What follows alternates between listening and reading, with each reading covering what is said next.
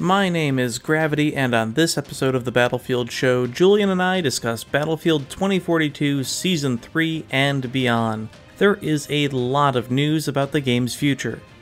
Season 3. Now that it's been a few weeks, how are we feeling about this season's content update? Season 4. Map updates and another new map. Could this one be a meat grinder? Season 5 confirmed. No new specialist, but a new seasonal battle pass, and a Battlefield 4 map remake is coming. Finally, squad contracts. Thanks to Temporeal's data mining, could a squad points system similar to the Battlefield 5 one be coming in later seasons?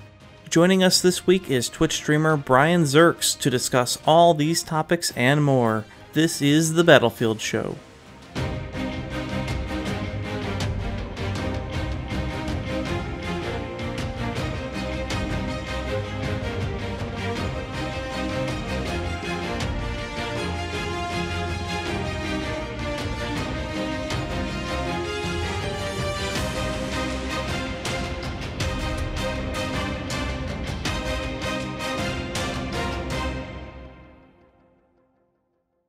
Okay, ladies and gentlemen, welcome back to the Battlefield Show. I'm your host, JulianJanganoo, joined, of course, by my co-host, Gravity. And today's special guest is BRYANZERKS. Brian, can't wait to get to know you, man. I know I've seen you on stream on Twitch playing Battlefield 2042. And I know you and Gravity have a little connection there from Battlefield 4. I just heard about it like 2 seconds ago. So we'll talk about that. But how you doing, Brian? How's everything going so far? I'm doing good, man. First of all, I just want to thank you guys for having me on the show. Means a lot. But, yeah, hell yeah. Thank you for showing interest in the show. At the time, I wasn't really scheduling anybody, and you're like, dude, what does it take to get on your show? I was like, I just invite people that are interested in talking about Battlefield in general. And I was like, dude, I'd love you on. And you know, I sent you the message and everything. So welcome in, man. It's good to have you.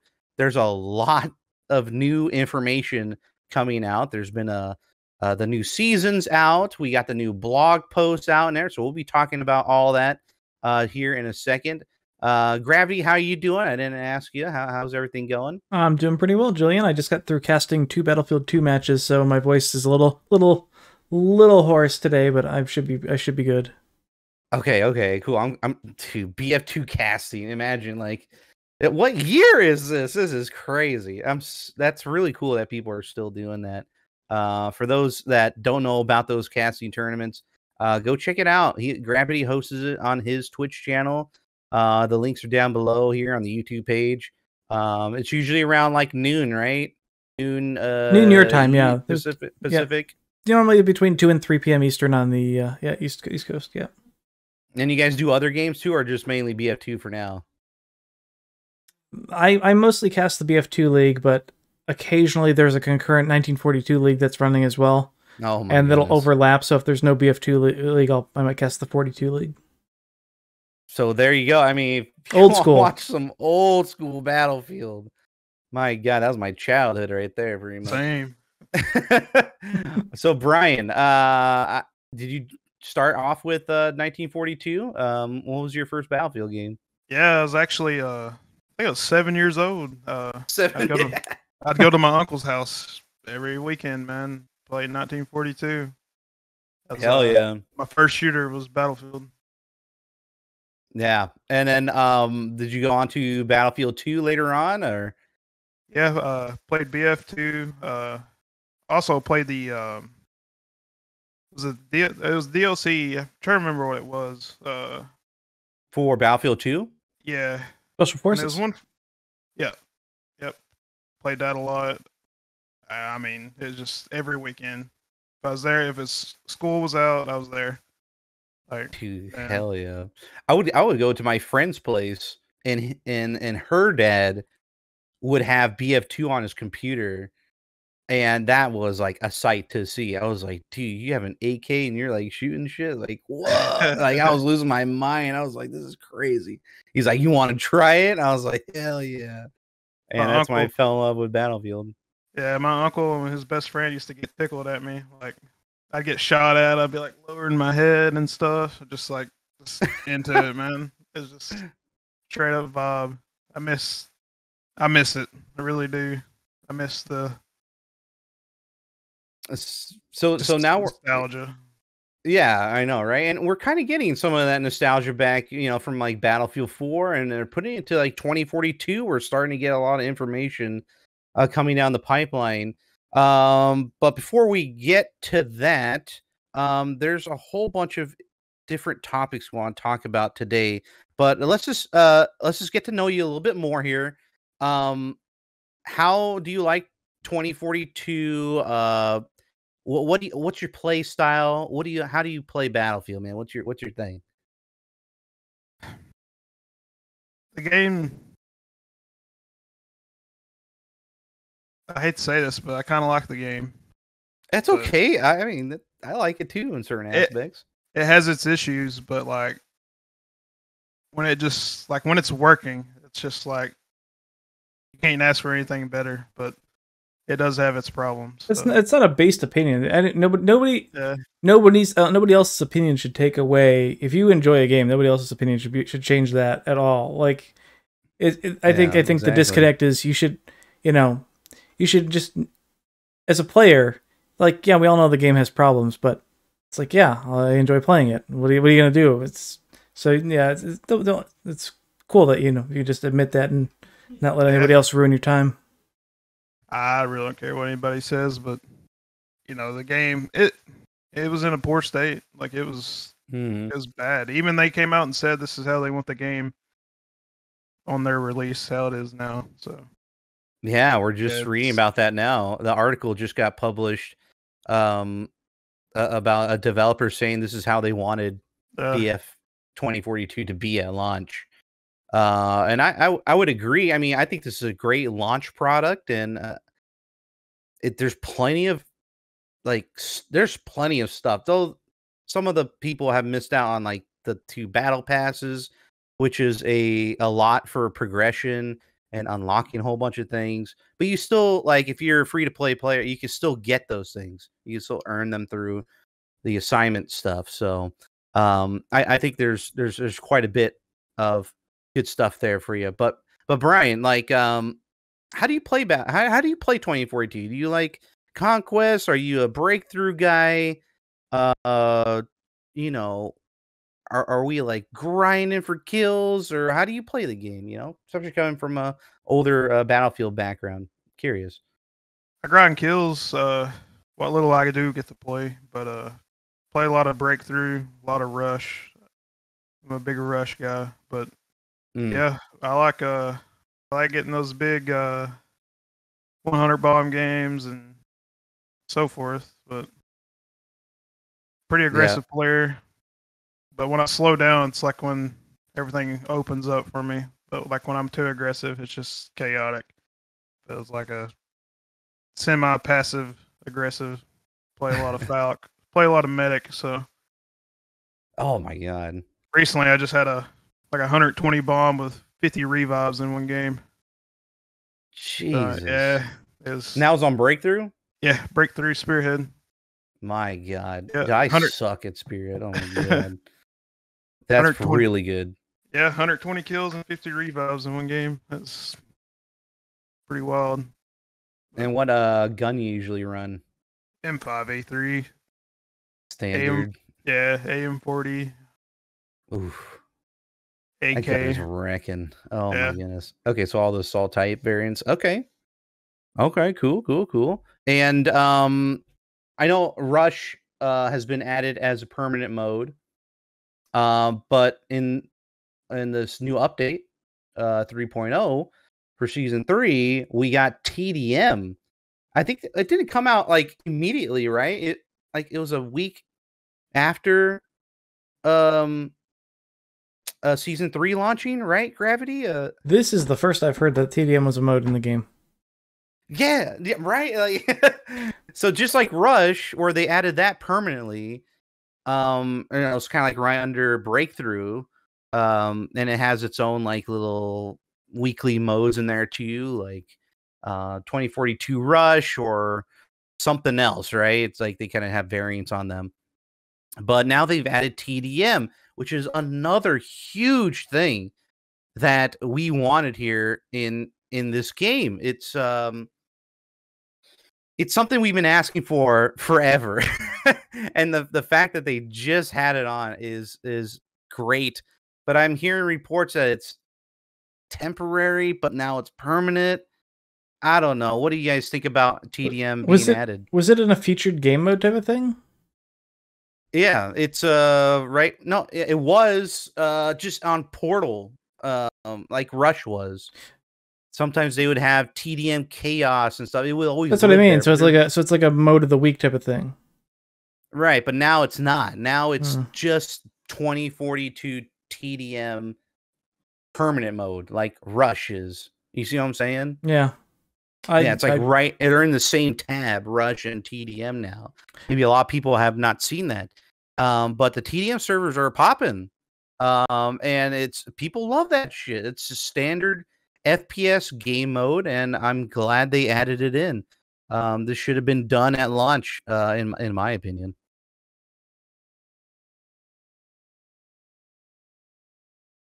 Yeah, I don't know anything about that. It's just one of those things where, you know, I don't even check the game mode, the Portal modes anymore. It's not something that. I mean, I'm not the type of person where I'm going to go searching for unique experiences in Portal. I want to go to Portal to play the old maps in a rotation. I want to go back to Portal to play the old game modes or the old Battlefield experiences as the complete package. Like I want to go back and play a Battlefield 3 remaster. I don't want any 1000% health. I don't want any, you know, unique running speed or bullet velocity or any weird gimmick mode. So no, I don't really check it too often. So yeah, it's not surprising that most people might not know that it's there. Yeah, it's not, like I said, it's not in the Portal like button.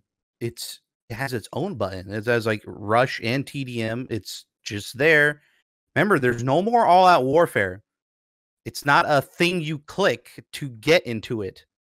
It is just there now. You got the menu. What do you want to play? You want to play Conquest? Okay, it's right there. Click. You got some variants, right? You got co-op. You got a stupid trailer, right, to explain how this shit works. And then you got Breakthrough. Bam. Right there. You got your weekly variant there. And then you got regular. Same thing for TDM and Rush. It's like right there. Boom. Right. And you can do whatever you want. Before, both Rush and TDM were tied to Portal alone. And I 100% agree with Gravity. I don't want to go and play Friday Night Battlefield. Why? Because it has all these percentage boosts, faster speed, faster bullet velocity. I don't want to play crazy Battlefield. It's just me. The thing that it's there is fine for Zoomers. Okay, there you go. Have fun, but it's not for me. I'm a classic Battlefield Conquest, you know, player. That's it. That's all I really want to go for. But the fact that the option is there is great, but it's not for me. The thing is, if you go to Portal, that's all there is. There is no regular standard Battlefield for me there. Don't get me wrong. Don't get me wrong. I love the idea that they put it back in the game, and I think it should be a launch game mode as for custom servers and stuff. I just, again, I don't think it's not that big of a deal. Now, what do you think, Brian? I mean, what do you see in Portal? Booster servers. That's all I see. 1000% hardcore or Ukraine war milsim. Like. Holy shit. I saw one a friend of mine posted on Twitter. It said like Iraqi war or something. I don't know, like people saw that one too. Yeah. Yeah. That gave me a little chuckle there for sure. Might as well go play Arma. Yeah, I know, but I don't know. I wasn't really going to talk about Portal again, but I mean, you guys give your takes on that if you want, but I really think we should go over that article, Gravity, about that DICE developer that says that 2042 deserves a second chance. Sure. They added new Right. options and changed things. Like, why is this page not... Okay, whatever. It's up now. Oh, there we go. Yeah. I see it. Good. Okay. So, yeah, a year Yay. after launch, Battlefield 2042 wants to 6. Okay, so... Can you zoom into this one? Before I we, sure can. I meant to tell start you that back? too. Yep. Okay. Nice. Let's just go through this. Gravity. All right, go. Sure. So this was who we did this. 2042 senior producer Ryan MacArthur. And we weren't ready. We got the game. We've got the game and the quality to a place where the team wants to bring more players in, and we weren't there early on. Duh. I mean, no one who's ever touched 2042 or read about it or seen footage of it or gameplay knows is gonna second guess that, right? We didn't believe it was fair to bring new players into a game where the experience did up to what we wanted it to be. Again, duh. We don't like. Yeah, why advertise to bring people into a broken game?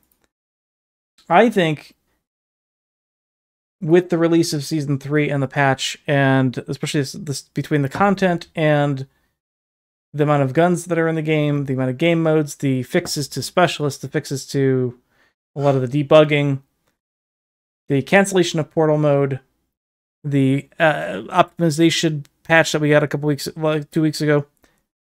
I think, without this article, I think the majority of the community were essentially saying on Twitter, yeah, this is how we wanted the game to launch. We would have been satisfied with this as the game launching. Like, is it perfect? No, it's definitely not perfect, and I would still want more content. But this is the state of the game that should have launched. And I think it's quite obvious that we just go into the discussion again of, if you need another year, take another year, right? You don't need to rush the product, and you don't need to have these, the game is a massively complex system of, multiple different gameplay types between infantry and air vehicles and ground vehicles, and you got to have this back-end UI and stat system and all these different features that have historically been in a Battlefield series. If you're gonna make it right and take the time to do it, and then support it for a couple years. You don't need to rush it. So this is just, I'm happy that they're admitting that, hey, this is where we want it. But if you don't take that lesson into the next game and say, well, we're just going to release it early and make it, it'll be a piece of crap and we'll fix it again a year later, then what are you doing? Like, that means nothing. That admittance means nothing. I was going to say, like, why do I have a feeling that they won't have all these fixes in that we see today without us? We're the beta testers. Every stupid decision or mistake that DICE has made for this whole year, we've fixed it. All right? They were like, oh, they took everything we said was bad, and now they do it a year later. And we should be paid for it. Where's our money? Where's our money? What the heck? Dude, every gun balance change was because of us, right? They got all the telemetry, all the freaking stats, everything was from us, all right? This was a open beta test for 1 year, and you can't convince me otherwise, man. That's exactly what happened. Yeah, I mean, it's just like the recoil bug. Yeah, since the launch. That's just took two guys. Yeah, exactly. Beta testers to find it. I mean, and say, we fixed it. And it's not but it's not like those types of things are not going to be, in the inevitable, or those are inevitable things. Like, you're going to, even if you take an extra year, there are going to be so many bugs and fixes that you're still going to not know until you release it. And I get that, but it's the quality and the amount of things, the mountain of poor optimization and content that just you need to delay the game for. And you're saying that those types of things you don't need the mass player base to figure out. No, and it's 100% like you have a closed alpha for a reason, and maybe having a closed alpha 3 or 4 months before release isn't a good idea. Maybe having one 6 or 8 months before release is a better idea, and then having another one, and actually making sure that you're making those improvements well ahead of the launch date. Because no persistent errors. Yeah. I wonder how they fixed the persistent errors thing. It took them a long time, I'll tell you that. And hopefully in that year, they were even would have saying when the figured beta dropped that the game was in a good state. I mean, I remember that. I remember seeing that. Yeah. Like they just lied to everybody. Then they want everybody to trust them again. So, what else are they saying good here? luck. I mean, this really, the article, this whole PC Gamer article, which we can include in the chat or in the link in the description of the video, yeah, is really kind of just a rundown of like what went wrong, what launched with the what went wrong with the game. And he's like admitting that we shot for the moon and we missed regarding the launch. The launch was really difficult for them. Well, again, duh. These are, I really don't have any sympathy for them because this is exactly what they did. I mean, to their credit, again, they've improved the game significantly, but we shouldn't be here. Because when you release a game in this state, you spend a whole nother year backpedaling, fixing things that are just completely nonsensical, adding a scoreboard, right? Like, that was how many months before that?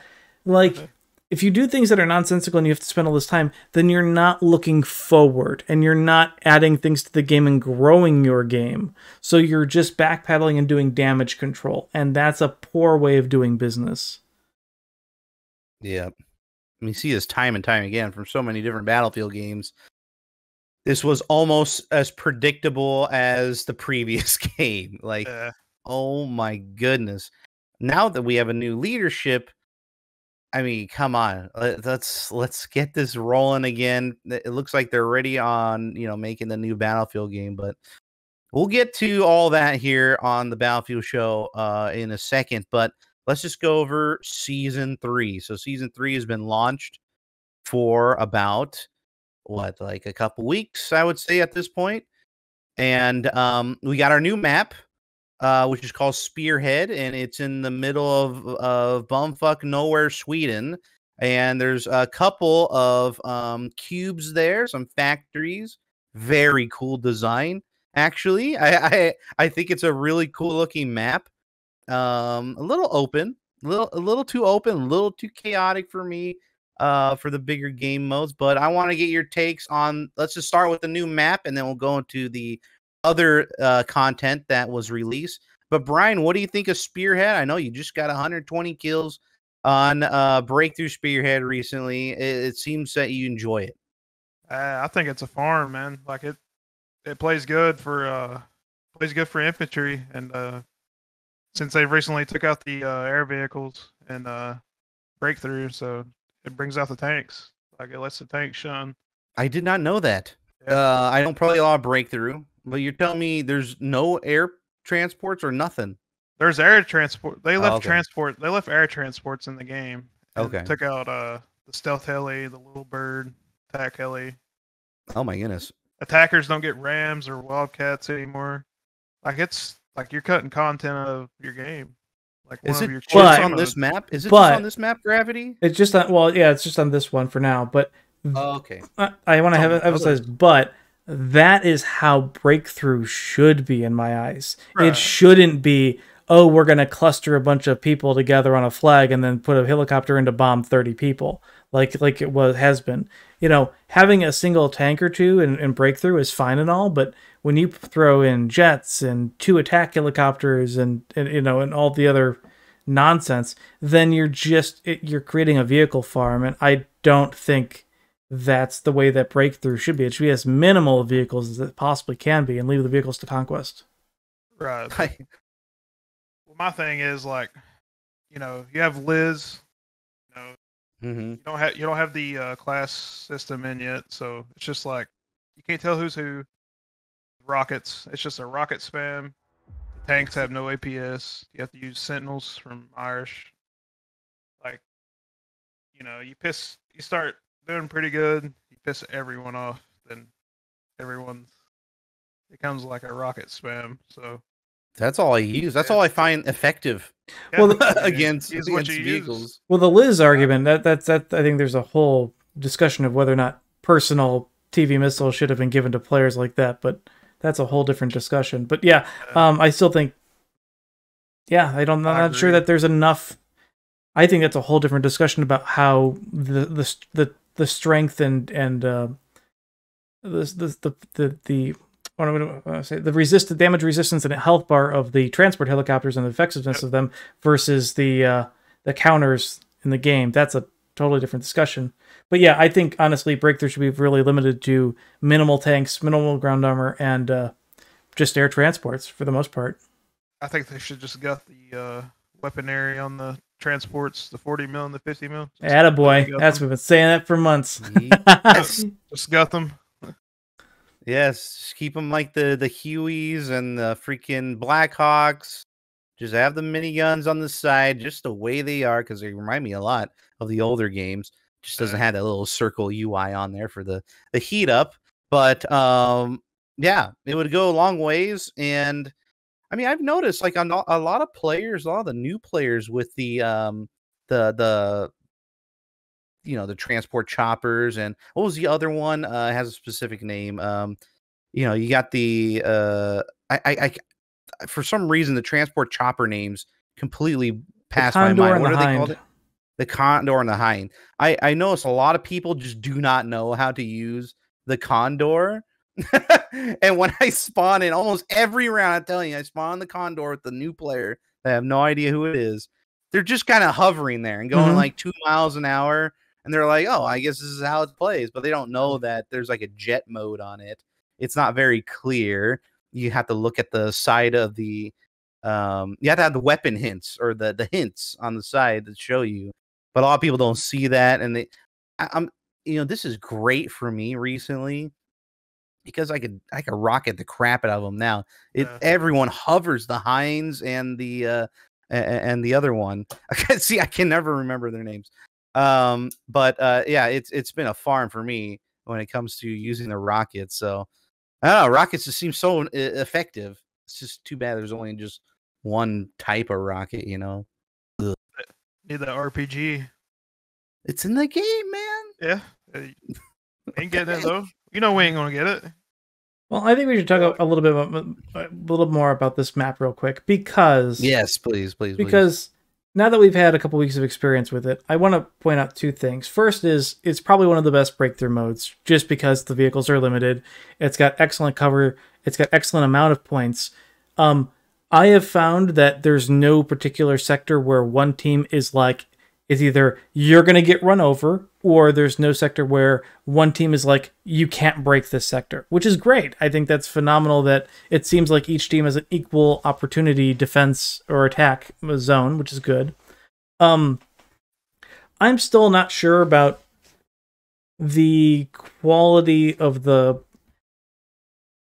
flags on the main and outside of the cubes. And what I mean by that is like, it could just be because it was made quickly and they kind of wanted to make it as fast as possible. And it seems like these little fortification bases are as quickly thrown together and like as generic as they can. Like, it's the same little extra fortified, hey, there's a bunch of sandbags and there's a typical standard container thing in this little square, 30 by 30, square little fort. And it's like, this is the same thing that's on Kaleidoscope now. This is the same thing that's on Renewal now. It's like there's these cut and paste things, and like, we're going to throw 3 of these on this map, right? And there's just no differentiation or uniqueness or any different environment or anything to the flag. It's like, oh, I'm at one of these forts, right? Oh, I guess I'll go to the next flag. And it's going to be one of those forts. It's like the exact same thing when you're outside the cube. And I think that's a little bit lazy to me, considering that, the map is gorgeous. I just wish that there was some other unique, themed flag objective type of thing. Yeah, I'm trying to think through like previous Battlefield maps and how unique each. Like, you go back to BF1, and what's a good BF1 map? What was that one in It was one of the DLCs, the last DLCs. I mean, there's a lot of good ones. There's Achibaba. There's, I mean, let's just take Achibaba. Like, yeah, you've got a temple. Achibaba, you've got a wide open fort. You've got the pillars with all the, with all the sand. And that's just an infantry map. You take, bigger map like Thou Fortress or something with like that. Well, then you've got very wide, different type of flag areas. It's just, I think it's a minor gripe of mine considering, but I think overall the map flag layout is really nice. It's definitely one of the best Conquest maps. I also want to point out that the new vehicle spawn menu, and this isn't not just for this map, for Conquest, literally has changed the game. And the ability to not have 3 mobile AAs in a team, the ability to have everything split, the ability to have jets on every single map being played at the same time, regardless if it's 1 or 2, there's people that can actually fly. Hey, like, I'm not being spammed down by helicopters anymore, right? Because the helicopters are actually being countered by the jets. Like, this is the way that the game should be played. Even Valparaiso, where you had the 2 transports, like the 2 condors or anything at the same time, it's gone. There's only 1 now because they split up the MAV category from the air transport. This is perfect. It completely changed the game, and I'm so happy. Like, that is the most consequential change in the entire patch, in my opinion. Yeah, I agree. I mean, it's nice seeing that. Like, BF4, you've seen jets and helis in the sky together. Good seeing that. And I don't think, of course, it's not the end game of what I would want, because I do believe that some maps need to have restrictions on the vehicles. You need to that shouldn't be on a map. Like, I don't think a railgun map should be on a map like Manifest or something like that. But right. I think maps should have vehicle specific or map specific vehicle sets, just like the old Battlefield games like BF3 and BF4. You shouldn't be able to choose everything. But given what we have had ever since BF1, where it's the whole choose your own vehicle thing, I think this is the final iteration of that, and this is the best iteration of that so far. This is the best balance that's been achieved. Or do the random, like the random spawns like BF4 did. Like, there's a heli out on C flag, and you have to go get it. You get a hopper or whatever. So I have some overtime topics to go to talk about when it comes to spawning. I think there might be something we can look at there. But the other thing that was released for Season 3 was good old Zane is the new specialist, and he has what you saw in the gameplay there, the airburst rifle, and he can heal up after getting a kill or regenerate health quickly after getting a kill. I played with him. I think he's pretty cool. The air burst, I think, is fine. I don't think it's overpowered or anything, but it's very, how do I say it? Very satisfying when you find a whole bunch of people behind that wall. You get a ton of kills sometimes. This thing will wreck you at certain angles, and it turns out to be pretty fun. I don't think it's overpowered or anything. Even with Zane or gaining health or whatever, it's not super immediately fast. It still climbs up fairly slowly, and there's a lot of players there that can melt you pretty quick. But it's satisfying. He's a very satisfying assault class player. I enjoy. I think it's a good fit for the game. What do you guys think? Yeah, I agree. Yeah, go ahead. Go ahead, Brian. Yeah, I agree. I just feel like he just looks too generic. I mean, just looks plain. Like the character himself, or the abilities. Just the appearance, man. Just looks like he gets some nutty skins on him, especially in the battle pass. But I mean, I can see what you're saying. Yeah, the airbursts. I mean, I don't see anything wrong with it. Yeah, it can be annoying, but you find that sweet spot, they pile up quick. So I will say the ability to use the rangefinder while you're zoomed in with the airburst makes it so much better than the airburst in BF4, where you had to do it outside. It was really weird. I don't think this character. I think he's pretty mid-tier, but I don't think there's nothing to be concerned about. There's nothing that's overpowered. The health regen on kill is by far his best element, and I just find the air burst completely situational and really good for breakthrough. It's really frustrating to be killed by it, but what are you gonna do? I mean, that's the least of my concerns. But I think he's an overall solid addition that isn't completely crazy or have any gimmicky ability like Liz. Yeah. Oh god, I know, right? But it looks like they're taking a lot of stuff from older Battlefield games and kind of trying to incorporate that equipment into 2042, which is good. It's good. They're very interesting things. Like again, like the list thing is just I wouldn't have thought about that, but some I mean, because that would be too crazy, right? Like something like a TV missile belongs on, or we're just used to it belonging on a giant helicopter or some sort of tank of something. Like it originates from somewhere.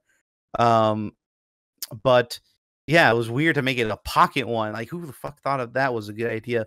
But regardless, it seems to be working fine. And looks like you guys did bring up the APS system. The new tank, the laser tank. Let's get into that one. I didn't try it at all. I mean, I'm sure you guys maybe have, but the new what is it called? It starts with a T or something. Oh, it's got to have some Swedish name that I can't pronounce. Right? Yeah, I don't know what the heck that new tank is called, but it has the railgun cannon on it. It has a siege mode.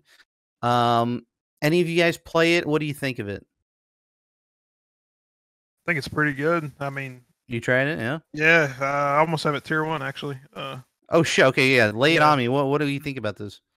From the start, like when you spawn, like definitely the bullet projectile needs gutted. Like it's way too fast. Way too fast. It's a railgun, man. That's what it's supposed to do. Dude, it's actually it's fucking hit scan. I mean, it one shot, 2-shot transport helis, then 1-shot jets, helicopters. Yeah, like right out of the spawn, you can just put it in siege mode and just start beaming. Just start busting every aircraft.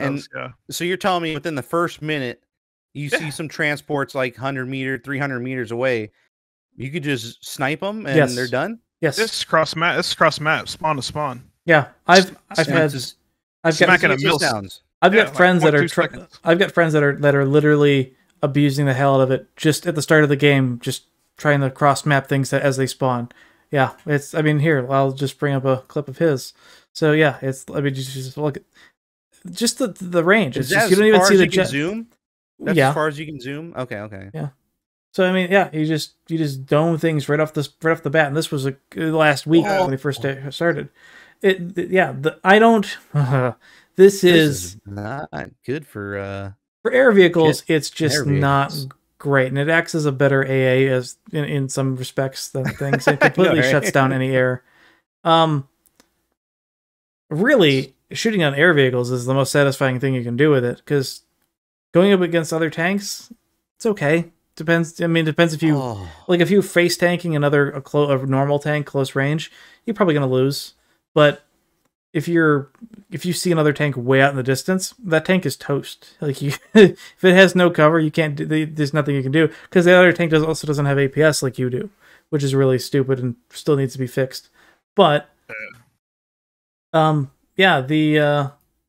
it's just ridiculous to think that you add a railgun tank, and just why would you assume that it's going to be safe in a game like this where you can use it? It's cool, but okay, so here's my problem with it. I don't. Yeah.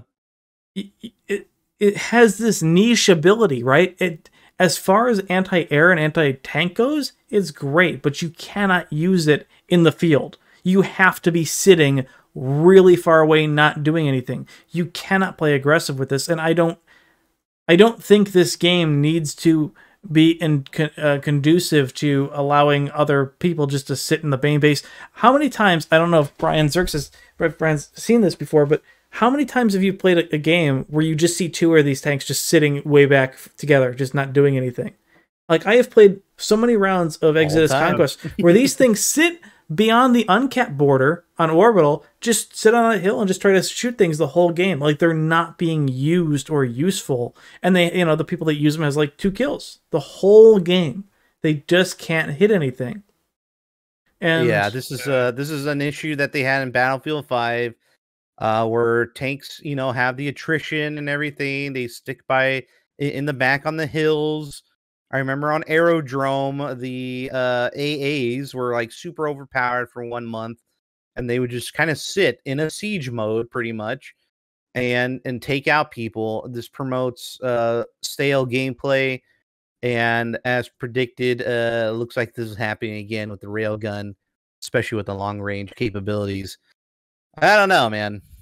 It's not good. Well, you know what I would have done? Yeah, and it's hit scan, and I think that's a terrible dynamic to include in a game with air vehicles. Not that it's easy, because remember, when you do shoot, when you charge that shot, it slows down your reticle, but if you lead it properly and get used to it, it's no problem whatsoever. But you can dome things across the map, and again, when you're using this in a server, you cannot really push a flag. You have to rely on your LMG or HMG, which already in this game is extremely underwhelming anyway. Then you have to deal with the fact that if somebody is camping this tank, likely they're either Irish or they have a person gunning for them who is Irish, who's going to put down the APS drone, meaning that any counter tank shells or any rockets or anything, any Liz rockets that coming at that tank are going to be just vaporized. So it cannot be countered from a mile away. I have a tip for that. Impact shells go through sentinels. So, but impact shells are from what? The main tank. From the tanks, yeah. They'll go through. Gotcha. They'll go through Irish Sentinel, but not APS. Yeah, and this one has the APS as an option, right? Yeah. So, what would it take away if you put it on? Like, well, APS takes away the repair, the G repair. The G repair. Okay, so which is also extremely useful. So yeah. And when I first saw this thing running around without siege mode, I think it was pretty fast from what I can. It is very fast. Yeah, it is too fast of a tank.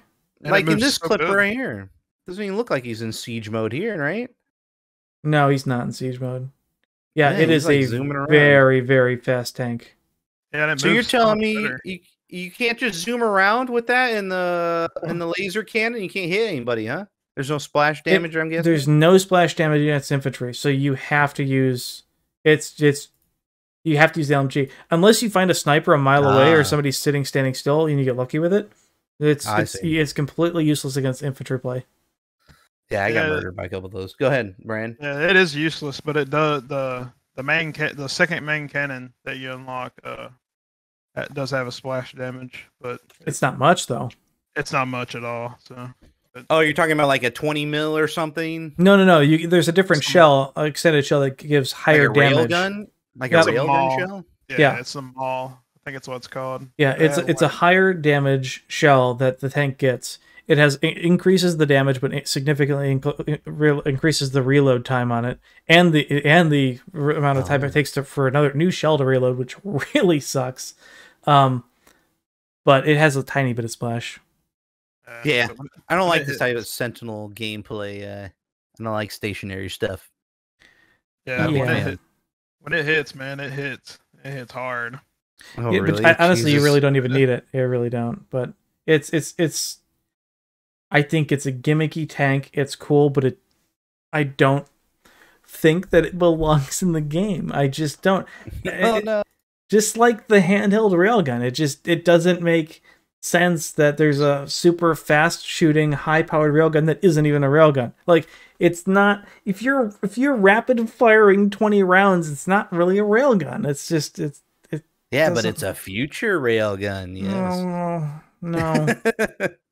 I think it's a joke. Yeah, dude. I actually, let's talk about the railgun. The brand new primary weapon for season 3, the Rorsch MK4, I believe it is, or something like that.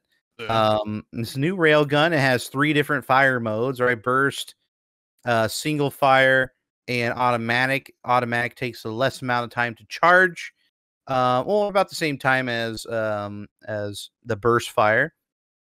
I and then I tried the single fire mode, which is the longest to charge up but does the most damage. And I just happened to get into Conquest 128 Hourglass, like one of the worst Battlefield experiences ever, right? And luckily, one of the Rams put one of the spawn beacons there, spawn on that, and they land on the ridges. You know, the arches, the white arches in the middle of the map. So I land on top of that with the railgun, and my God, I mean, with the 6x scope that I unlocked recently, I mean, it is bananas crazy. I never get that amount of kills. I got like 50 kills in a freaking Hourglass, just kind of hanging out on and camping on top of the ridges. This thing has no bullet drop. It has amazing accuracy, and yeah, it's basically hit scan. It is crazy. It's a real fun time though. I do got to give Dice that the sound does get a little annoying after a while. The wee woo sound as it's charging, but you know, you get so used to it, just kind of, you know, you just don't hear it no more. But the chat, if you're streaming it, the chat will remember all that the power up stuff. But it's a headshot machine. It's crazy. It's absolutely crazy. I'm just surprised I don't get killed by it more often right now. Maybe a lot of people just haven't unlocked it yet. That's what I'm thinking. That's possible, and I also think that while extremely annoying, it's not the most unbalanced gun in the game. I mean, it's ridiculous to a point, but yeah, there is a balance to it. Like, you know, you really got to learn how to use it, and I think that's fine. I just think the ability of it to be full auto or, you know, anti-vehicle or, you know, long range sniper with zero maxing incredible bullet velocity is kind of ridiculous. That's really the only issue I have with it. Okay. Anything more to add there, Brian, about the railgun? Get rid of it. We don't need it. I don't care much for it. I mean, I have the 6x, like you said. I mean, it's just point click. You give it to somebody that knows how to aim, track. It's over. Like that's it's just that's GG right there. Yeah, You'll need another person to railgun him. So yeah, I think it's still a little too early in the season to really flesh out the railgun because I mean, the free to play weekend just started, and it's still going on as we speak right now. Probably by the time this recording comes out, it'd be over. But yeah, we'll see. Maybe in the next Battlefield show, we'll talk about the railgun again, see if it's a meta or not with the whole sniping stuff. It was a problem at the beginning for me. You know, right when people launched, they just bought it pretty much. I saw that a lot, but recently, not too many people are using it. But there are also other guns that were released, the vault weapons, the A91 and the XM8 LMG. And I think for the first time in the history of 2042, they finally released a batch of all of these vault weapons that are good. Like, they're usable. They're not dog shit like the other ones where they had to patch several times to make them right. These like finally turn out to be okay and well balanced. Do you guys agree, Brian? What do you think? You tried the A91 XM8? I love them. I mean, I'm right there with you, man. Like, they done it. They done it perfect. I think they done it perfect. I mean, you can't get no better. So yeah, we knew. Where's our skins at? I mean, got them tier 1. All my tier 1 skins. Where's my attachments? Where's my charms? Whatever. You know that. I mean, it's at least we had the gun, for God's sake. You know they want that money, so put those skins on there. People, you know, they'll pay. You know, they'll pay it. Yeah. Yeah, I think it just takes a lot of time to do that because I don't think they were planning to do this at all with the whole vault weapon thing. Probably got that feedback from us, of course, but there's that. Gravity, do you try out the new guns? I have. The N91's pretty good. I don't actually have the XM8, and it's not like one of my primary guns. I really don't have too many thoughts on this. I think you guys summed it up pretty well. The classic vault weapons are Gotcha. they're not anything major to me. Yep. I mean, they're very underwhelming. That's the reputation. They're very confusing. They were like, why should I play with this if there's nothing to unlock them with? Blah, blah, blah, blah. It's just, they've been in the game the entire time. They just transfer it over from Portal. I That's think, all you need to know. I think the biggest thing that keeps me away from using most of the vault weapons is it doesn't really matter what one you use. You know, they only have like 3 scopes, and I pretty much want the reflex scope on all of them. And no matter what weapon I'm using, whether it's all, whatever, 5, 6, 7 of them that are in the game, if you zoom in, I can't tell which one's which. It literally is just the same narrow, tiny little zoom optic with, you know, scoped up, put on top of this gun that it just looks terrible. I wish the animation looked better. And you know, there's no reason that they could have put the AOW attachments in. I mean, why put attachments in from another game onto another game? Maybe that could be a season 5 goal. Yeah, that would be sick. Yeah, extra content. Yeah. I mean, yeah, A91 with extended max be nutty. Oh, just with an extra mag, dude. I don't even care if it's like silenced rounds, dude. I just need more ammo on that goddamn thing. Yeah. Holy shit. That happens for a lot of the other guns. But anyway, that's pretty much the content. It comes with there's another pistol that comes out, has a burst fired mode, looks very futuristic, very standardized. Matt, I think we'll talk about some pistol stuff in overtime. I think that'll be a cool topic to go over. All the pistols. One pistol of mine is having an issue right now. And some devs are looking into balancing those. So we'll talk about that in a bit. But let's just move on to well, that's season 3 pretty much. That's all season 3. Yeah. For now, right? We're gonna get the reworked maps coming up in this month. There's gonna be one, the manifest, and then in early, maybe late January, we'll be getting the class system, and we'll be getting the breakaway remake, which is going to be huge. I think I hope that map really turns around, because it is one of the worst right now. But that's coming up. Okay, so we'll talk about that as things go along. But they released an article recently of what is to come in 2023. Gravity, do you have that article? I think it's on the main page there. Yes. First look at 2023, what is coming for season 4, and confirming finally what they were talking about for season 5. So that's what they're going to call it. It's just going to be a season, the regular season, right? New map, which we'll get into in a second, and no specialist. Everything else is the same. No specialist at season 5. 5, yes, season 5. Yeah, that's what I'm saying. Okay. Season 5 will have a new map from the BF4 era. We'll talk about that in a little bit. Thrown out. Yeah. But that's what they're talking about when it comes to season 5. It'll be all the same, no new specials. They're going to stop at season 4.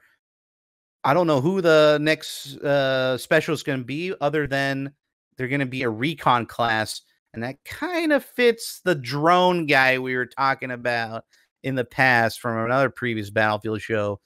I think his name was Hale, was his leaked name. That sounds right. And he had the little drone. So I think that's going to be the final guy, unless they completely change him. And that's what we're going to get for the classes in season 4.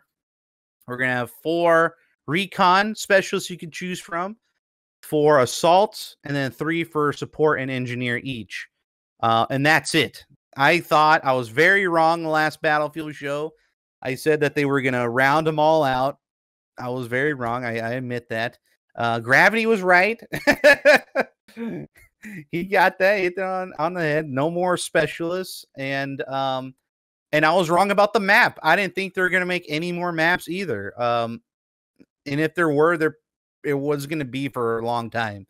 But it looks like we're still going to get at least one map in season 5. So for season 4, as you can see in the article, they're going to release the rest of the remade maps, right? They're going to remake discarded.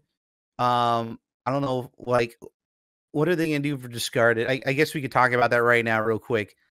What the heck are they going to do for discarded? Like, just add... Probably, I would, well... More crates! This is one where... Crates.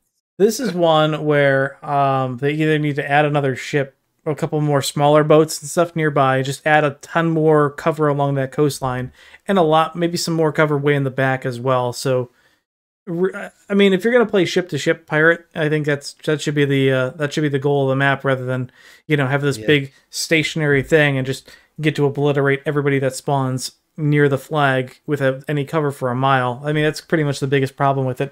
And those flag distances on that map are a mile away too, without any cover. Right. Yeah, so it could use a good rework. I think the most telling thing here is that Hourglass will be the last remastered map, probably, and definitely because it needs the most work. Yeah, so I mean, we'll just have to wait and see what Discarded and Hourglass have to show. But like you said, we have Manifest coming this month, and then we've got Breakaway coming at the end of the season. So yeah, there's a lot to look forward to with the maps. What do you think about the Discarded, Brian? How do you think they're going to fix that thing? Yeah, I kind of lean on towards what Gravity was saying. You want to do boat to boat, so put those boats next to each other. Oh, that'd be so tight. That'd be really cool. Like you're talking about the boat. That's the last section of Breakthrough. Yeah. Or that boat, and put it next to the main boat in the middle. Sure, yeah. Why not? Yeah. Holy shit, that'd be so cool. So imagine that's what I wanted. Imagine if there's imagine if there's just a row of boats with various states of decay and dissection, where there's some that are more stable, and there's others that'll just more fall apart at any second. Those are they're close to each other, and there's a lot of cover, and you can put a bunch of flags between them. I think that would be a cool way to go. All right. And Hourglass, I mean, the whole thing about Hourglass is the stadium, man. It's such a staple that nobody plays because it's just, erased from most of the game modes. We lost it in 128 player Breakthrough, so it's no longer there. The only place you can ever play it, I believe, is on 128 Conquest. It's just there in the corner. I feel like they're going to, hopefully, please, DICE, don't get rid of it. Do not get rid of the stadium. I think it's really cool. That's where TDM should be, by the way, or at least a variant of TDM should be in the goddamn stadium. I don't know what they're thinking about putting it over there in the goddamn what is that? The stupid copy pasted buildings that is super boring, and half of the map is not even playable because this is open grass right in the middle. Terrible TDM map. I don't even know why it's like that. But anyway. That's going to be the biggest. So we'll probably see that maybe end of season 4. And then they said maybe beginning of season 5. Yep. It's unknown right now. They put a season 4/5 on it.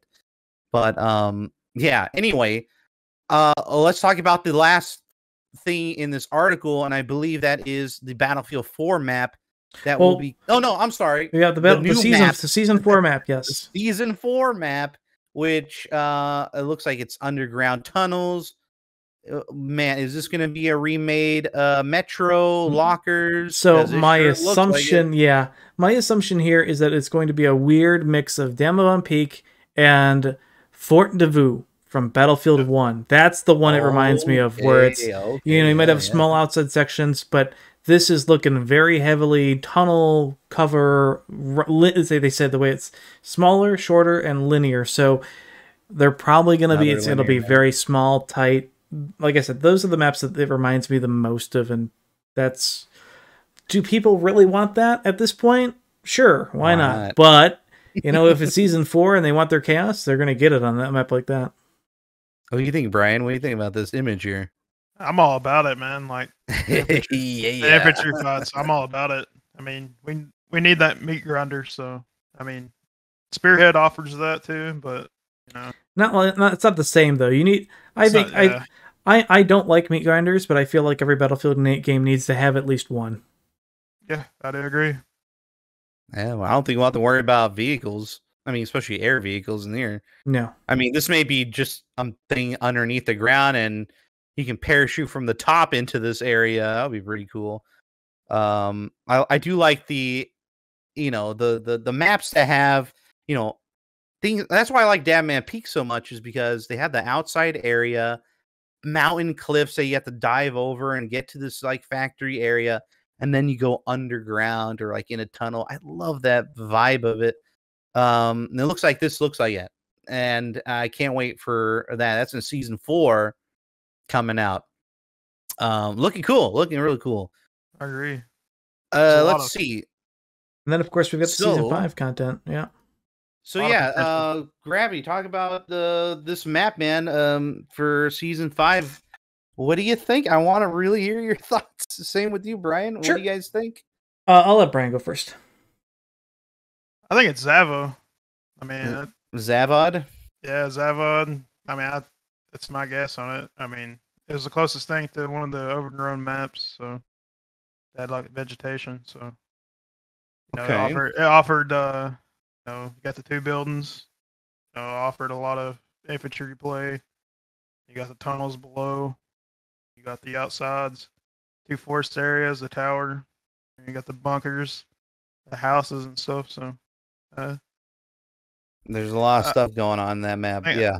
think it'll benefit both player bases, vehicle players and infantry players. So yeah, I am a little worried about the 128 player focus, because it doesn't seem like they want to abandon that for these new maps. So if there is a Battlefield 4 map that can handle 128 players, I mean, I'm all ears, because I do not know. What do you think, Grav? I think that's the real key here, because if you're gonna bring in a older Battlefield map, it needs to be stable for 128, right? And that's the critical key. And we've noticed that, at least through the Portal maps, if you wanted to put 128 players on some of the older Battlefield BF3 maps, it doesn't work so well. So the size and scaling needs to be really careful. The biggest thing that this statement says is the new Season 5 maps coming will be a forgotten battleground, who cares, that last saw combat in the Battlefield 4 era. To me, that says the map was in BF4, but it might not be unique to BF4. My hope is that it is, but because if DICE has a history of not remaking DLC maps, they have a history of making remaking maps from previous vanilla games. My instincts is also that it might be Zavad 311. Alternatively, Shanghai is an option, Dawnbreaker is an option, and Rogue Transmission is an option, just because it fits with maps that are combination of vehicular and infantry combat. Anything that has boats in BF4, I throw away, because obviously this game doesn't have any boats unless suddenly they're going to put it in. No. Yeah, anything in this game has naval assets. That I think that we just can toss that away. So anything like Paracel Storm, I think, is completely out of the question. I just think out of Metro. No. Because there's no vehicles, Yeah. Let me ask you this. A lot of people say this to me. So yeah, go ahead, Brian. What's the map that had the mech suits? Was it Johnson Carcella? Oh, Johnson Corellia, yeah. I mean, that could support snow map. I don't know. No, that wasn't much of a snow map. That was kind of mountaintops. But Johnson Corellia, with God, if they put battle mechs in the game, that'd be great. But I still think, okay, that's a totally different. This is kind of edging into a different discussion. But having not referenced anything too much from 2142, I still believe that the 2142 sequel is closer than we think, and they're saving any real references to 2142 for just a full reveal of a future game.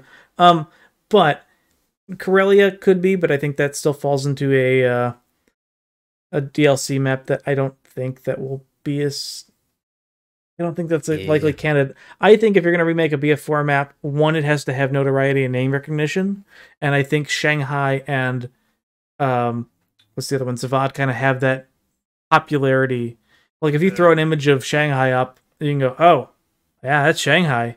With or without the tower, it'll probably have a rebuild. I think if we go off of BF4 lore and they say, "Hey, the tower went down in BF4," we can say, well, maybe they've rebuilt the tower and it looks something totally different. Also, they could use a bunch of structures that they built for Kaleidoscope as background scenery for a type of a Shanghai map.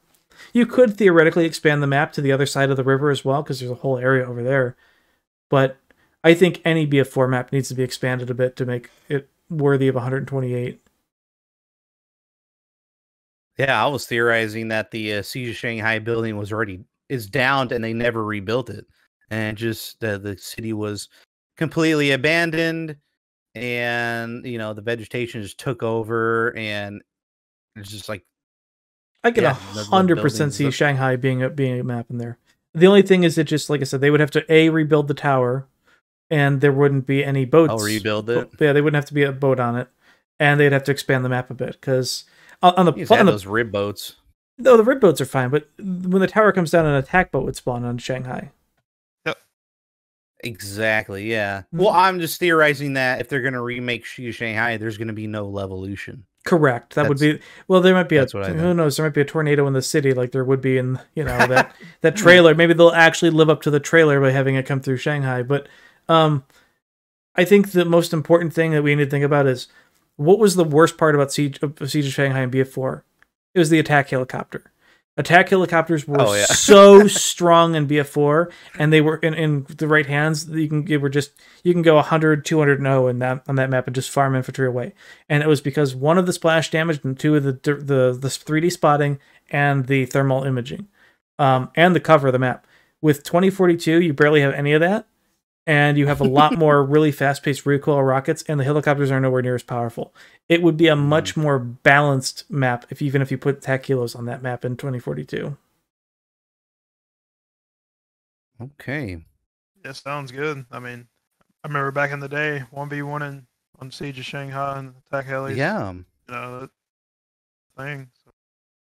Okay, one last thing that I want to talk about, then we'll wrap up the show here. Temporio did bring up one thing about squad contracts. And that's basically what was going on with BF5, where the squad would get points, and then the squad leader can do a call-in or something like that.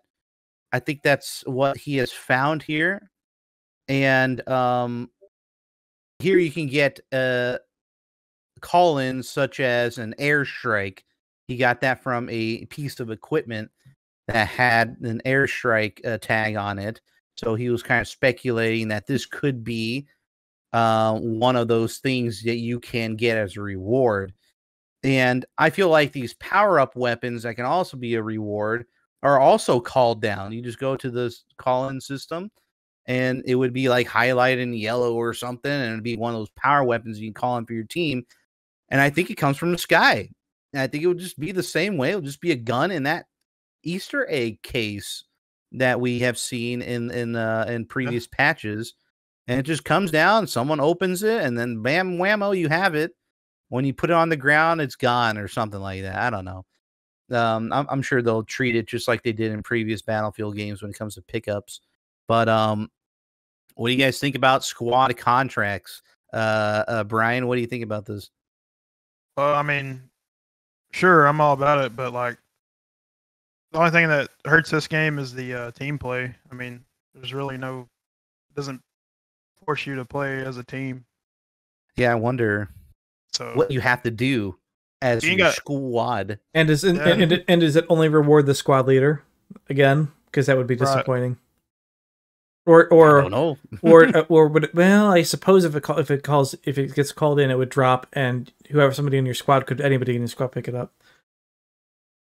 It's like a first come, first serve. Like, I think this is. I would have to see how it plays. I loved the idea of being able to call in things with a squad in BF5, because it actually promoted team play and playing with a full 5-man squad. Depends on how strong the power, the call-ins or the drops are. XM, I don't know. Of course, this is temporal. This is all data mined. We don't know if this is ever going to make it into the game. But, we get things like an XM109 looks like a super high-powered sniper. We've got the MG32, which is, of course, the grenade launcher. And if this looks like a sort of a hand-mounted minigun, the thing that scares me is like this airstrike gadget is that is that's a thing. So we'll see. They like doing that. That is doing it. Hey, you know what? I wonder. If it turns into something like BF5 where you can call in like an actual cruise missile or something like that, you know what? We'll see how effective it is. I don't. This is something that would definitely give flavor to the game and really kind of flesh it out. Again, it just entirely depends on how they implement it. I think BF5, the way the squad system worked it was really good in the sense that you fully felt like you were utilizing your points, especially at the end of a round or midway through a round. You were calling down ammo, you're calling down smokes for pushes. That's great. The one thing that sucked in BF5 was if you wanted to call in a vehicle, you had to suicide, you had to go back to the main, you had to lose your life and stuff for it. I think a modern setting where you can actually just call down the weapons is a really good way of utilizing that. And if they can reuse some of that old code, go for it. I could say I'm adding the commander thing. I mean, drop the cruise missiles like BF4, so I mean, so it doesn't if you want to use it, the airstrike, it's gonna benefit the commander role. I don't know. I would imagine that if they put an airstrike in the game, because it's not going to have the same sound effect that a V1 does in like Battlefield 5. I would imagine that if you call in an airstrike somewhere, if you use like goggles or an overhead satellite view, what it's probably going to do is put a big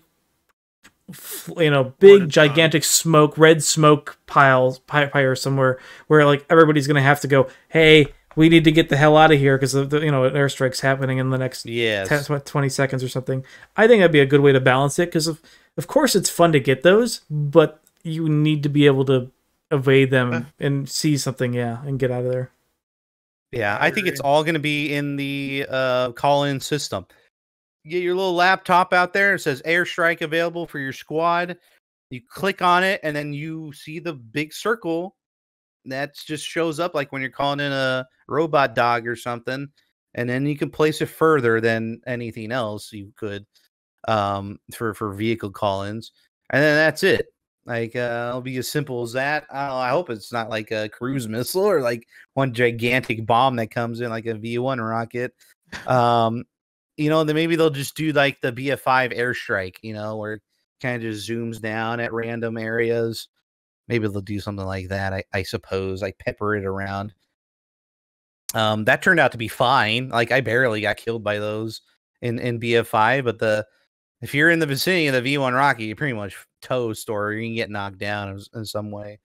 But yeah, that's the squad contracts.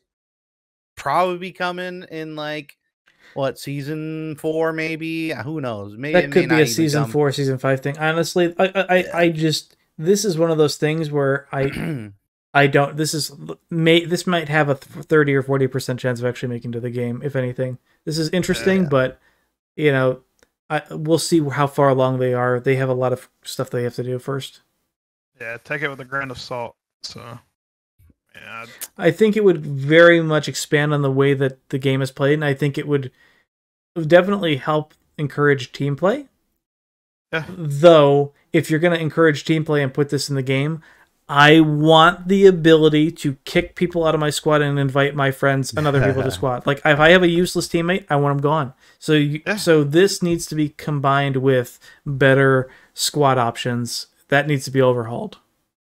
Squad overhaul would be such a good move moving forward. And, it saddens me that they're not going to do an overhaul for the server browser. They said they're not looking into doing that. I hope they change their mind in like season 5 or later. Though I just don't think the way they've, pretty much coded it, like this is not possible. It's just the way they did it. I don't know. Kind of crappy, but we'll see what they do for the next Battlefield game. I'm sure that'll be a huge topic in future Battlefield shows. But let's just wrap it up here. Brian, thank you so much for coming on in. Any final takes on 2042? Lay it on us, and thanks for being on, man. Appreciate it. Oh man, I mean that's it. But thank you guys again for having me. I've had a blast. It's been real fun. I appreciate it. It's always fun to talk Battlefield. Yeah, there's a lot more to talk about here coming up soon. As season 3 progresses, we're still going to get a whole bunch of stuff, including the class system. My God, it's going to be a Battlefield show spectacular. No, it won't be. It probably won't. It's probably going to be a nothing burger with this whole class system. It's probably going to make things more confusing, but and more annoying for certain players that like to play a certain way. We will be talking about all of that in the next Battlefield show. So we'll see you then. Brian, again, thank you. Gravity, thank you for being on. We shall catch you hopefully next week. Don't forget to follow, subscribe, and rate and review on all of the podcast platforms. Will be released on there here shortly this week. Thank you guys so much, and stick around for overtime. Okay, guys.